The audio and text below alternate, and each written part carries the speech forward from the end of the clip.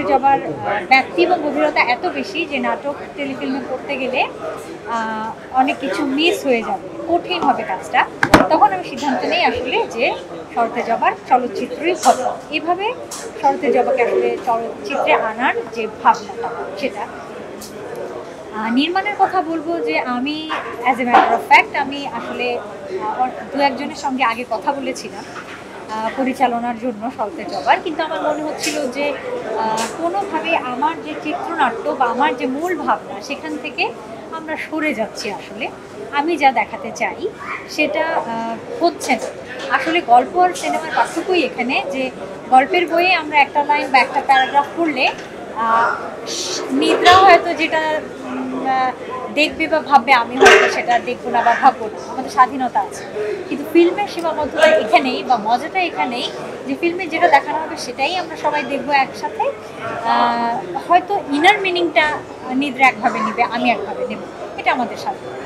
তো সেই জন্যই আমি ভাবছিলাম যে ওনাদেরকে দিয়ে করালে হয়তো আমার যে চিন্তাটা, আমি যেটা দেখছি, আমার যে ভিশনটা সেটা একটু হলেও সরে যাচ্ছে। তখনই ভাবলাম যে আমি এই কাজটা করব। আমার সঙ্গে উপদেষ্টা পরিচালক হিসেবে সুমন ধর ছিল, জিওপি খায়ের খন্দকার ছিল এবং পিউয়ের কথা বলতেই হয়, কস্টিউম ডিজাইনার। এরা তিনজন আমাকে ভীষণভাবে সাহায্য করেছে, না হলে কঠিন হয়ে যেত কাজটা। কারণ আমি 6 বছর পর অভিনয় করেছি, অভিনয়েরও একটা আনন্দ মিশ্রিত চাপ বা ভয় ছিল যে এতদিন পর কাজ করছি, হ্যাঁ করতে পারবো কিনা। তো আমি আসলে 2-3 ঘন্টা করে ঘুমিয়েছি, সত্যি কথা। আমার গেট আপ মেকআপ লুকের একটা বিষয় ছিল, কিন্তু আমার ইউনিট এরা আসলে কেউই ঘুমায়নি, এমনকি নিদ্রাও আমি জানি 45 মিনিটে ঘুমানোর সময়ও পাইনি।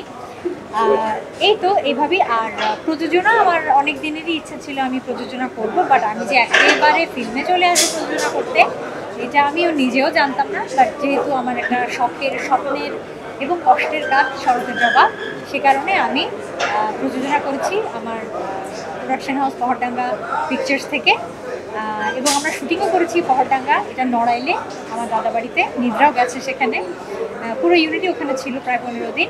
এবং আমার সঙ্গে আছেন ফরিদুল ইসলাম সাগর, ইমপ্রেস টেলিফিল্ম প্রযোজক হিসেবে। বিশাল একটা রিস্ক আছে, কিন্তু একটা কথা আছে না প্রচলিত, নো রিস্ক নো গেইন, সেটাই।